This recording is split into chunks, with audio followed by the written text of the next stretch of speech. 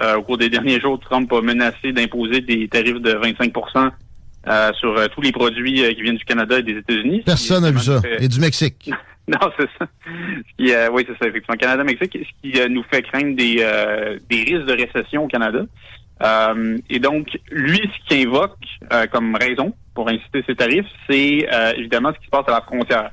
Donc, il dit il y a trop de drogue, spécifiquement, et trop d'immigrants illégaux qui passent illégalement par la frontière. Et forcé d'admettre que il a un peu raison. Parce que, non, la drogue, c'est juste au Mexique, Léo. Écoute, je sais pas si tu es au courant, mais on a une réserve Mohawk au Québec qui s'appelle Akwesasne. Ouais, ça a pris. C'est à la frontière entre l'Ontario, le Québec et l'État de New York, qui est connu comme une plaque tournante des trafics en tout genre, le trafic de drogue, trafic d'armes, trafic de cigarettes. C'est pire que Tijuana. C'est pire que Tijuana. Et il y a d'autres réserves pas loin aussi qui sont utilisées comme ça. Effectivement, ils ont même un passeport à eux autres.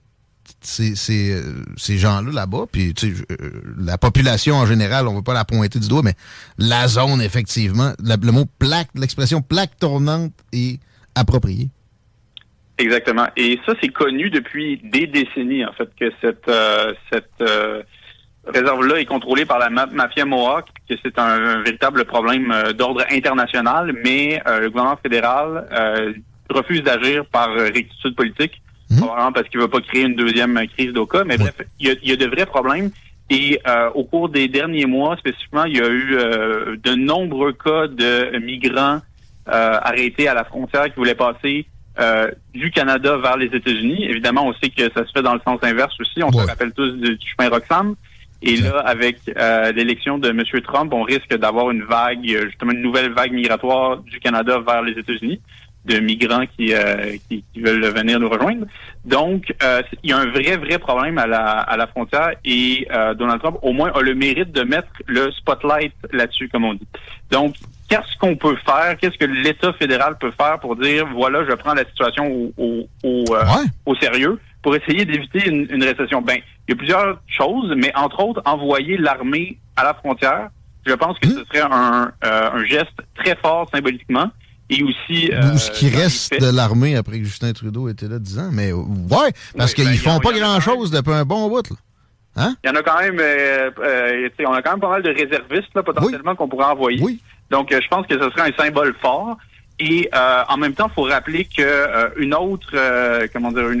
autre désaccord entre le Canada et les États-Unis, et d'ailleurs, ça va plus loin que les États-Unis parce qu'il y a plusieurs pays de l'OTAN qui nous reprochent évidemment notre budget militaire, en fait, parce qu'on serait censé atteindre la cible de 2% du PIB en dépenses militaires et on est très loin du compte.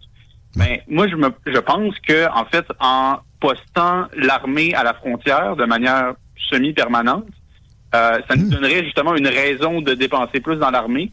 Et potentiellement même, on pourrait passer des dépenses qui normalement seraient liées à l'agence frontalière, la FSC, je pense, puis mettre ça, dans le fond, transformer ça en dépenses militaires. Donc, on pourrait faire d'une pierre deux coups. J'aime ça. C'est ça. D'une part, envoyer l'armée à la frontière pour dire qu'on prend les choses au sérieux puis faire en sorte que peut-être Donald Trump ne nous impose pas des tarifs de 25%. Et en même temps, augmenter nos dépenses militaires par le fait même. C'est créatif, puis ça fermera à boîte à plein de monde. Puis les États-Unis font ce genre de passe-passe-là à plein. En passant, quand ils nous accusent de subventionner notre agriculture, ils ont raison, mais l'irrigation dans bien des places aux États a été faite et même est entretenue par le département de la défense des États-Unis.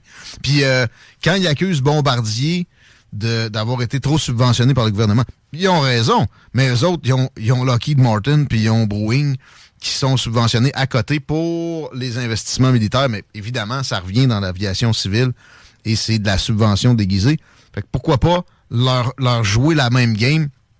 Quand tu es devant un Trump qui va, dans une situation de négociation, utiliser tout ce qui est à sa portée, il faut que tu fasses la même affaire. J'adore ton approche.